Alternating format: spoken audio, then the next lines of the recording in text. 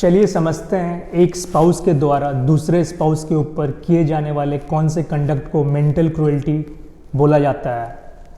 Court ने अपने various judgements के थ्रू ये बताया है कि मेंटल क्रूएल्टी का कॉन्सेप्ट सोसाइटी के एडवांसमेंट के साथ साथ चेंज होता है। आज के टाइम पे जो कंडक्ट को मेंटल क्रूएल्टी माना जाता है, मे बी आने वाले टाइम पे वो कंडक्ट को मेंटल क्रूएल्टी नहीं माना जा सकता है। कोई एक्ट मेंटल क्रूएल्टी है या नहीं, ये पार्टीज़ के स्टैंडर्ड ऑफ लिविंग, सोशल और इकोनॉमिक कंडीशन पे भी डिपेंड करता है। अगर क्रूएल्टी फिजिकल नेचर का है तो इसे आसानी से प्रूव किया जा सकता है मेडिकल एविडेंसेस और रिपोर्ट्स के द्वारा, बट मेंटल क्रूएल्टी को एविडेंस से प्रूव नहीं किया जा सकता है।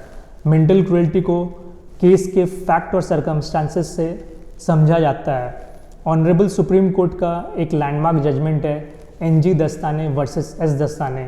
इस केस में मेंटल क्रूएल्टी को डिफाइन करते हुए बताया गया है कि किए जाने वाले क्रूएल्टी का क्या असर होता है दूसरे व्यक्ति के माइंड पे और दोनों का एक साथ रहना पॉसिबल है या नहीं। अगर किसी को ये आशंका होता है कि अपने स्पाउस के साथ रहने से उनके जान के लिए खतरा हो सकता है या इंजूरियस या हार्मफुल हो सकता है, तो इससे ये समझा जा सकता है कि उनके ऊपर मेंटल क्रूएल्टी हो रहा है। ऑनरेबल सुप्रीम कोर्ट का एक और लैंडमार्क जजमेंट है मेंटल क्रूएल्टी के केस का। ये जजमेंट विश्वनाथ अग्रवाल वर्सेस सरला अग्रवाल के केस में दिया गया था 2012 में। इस केस में सुप्रीम कोर्ट ने लोअर कोर्ट और हाई कोर्ट के ऑर्डर को सेट असाइड करते हुए हस्बैंड के फेवर में डिवोर्स का ऑर्डर पास किया था on the ground of mental cruelty.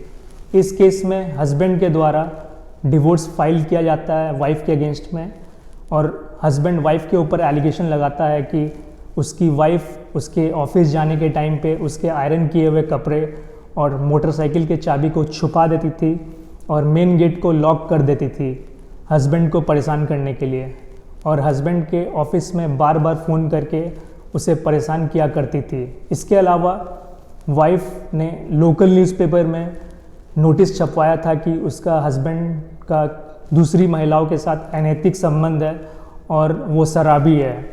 हालांकि लोअर कोर्ट में हस्बैंड को रिलीफ नहीं मिलता इस केस में, बट सुप्रीम कोर्ट ये ऑब्जर्वेशन लेती है कि वाइफ ने अपने एक्ट से हस्बैंड को ह्यूमिलेट किया है और वाइफ के इस एक्ट से हस्बैंड को मेंटल हरासमेंट और मेंटल ट्रॉमा से गुजरना पड़ा है।